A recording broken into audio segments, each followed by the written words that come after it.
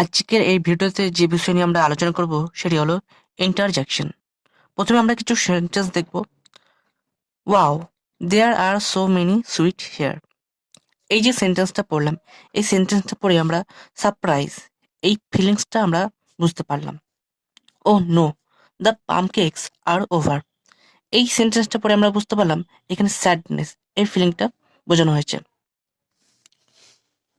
Hurray, we have done a lot of shopping today. এই যে সেন্টেন্সটি পড়ে, এই সেন্টেন্সটি পড়ে আমরা বুঝতে পারলাম জয়, এখানে আনন্দ, একটি ফিলিংস বোঝানো হয়েছে। তাহলে ইন্টারজেকশন কি? ইন্টারজেকশন হলো এই যে ওয়ার্ডগুলো আমরা দেখতে পাচ্ছি, এই ওয়ার্ডগুলোকে ইন্টারজেকশন বলা হয়। তাহলে ইন্টারজেকশন সম্পর্কে আরো ভালো করে জানতে হবে আমাদেরকে। Interjections are words that express deep or sudden emotion or feeling. তাহলে ইন্টারজেকশন হলো ওয়ার্ড বা শব্দ যেগুলো কি করে, এক্সপ্রেস করে deep or sudden emotion or feeling.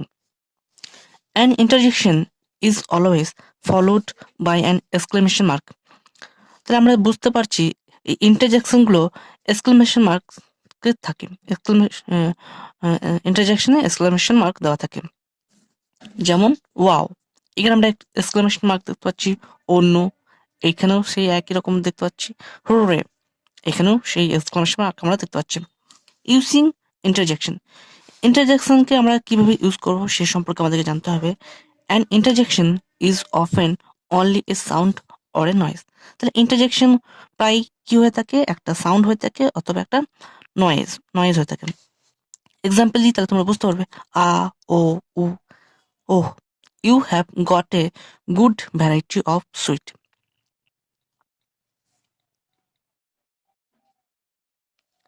An interjection may be an actual word or related to other word. যেমন sure, I would love to help. এরকম আরো এক্সাম্পল হতে পারে, যেমন well done, good job, help.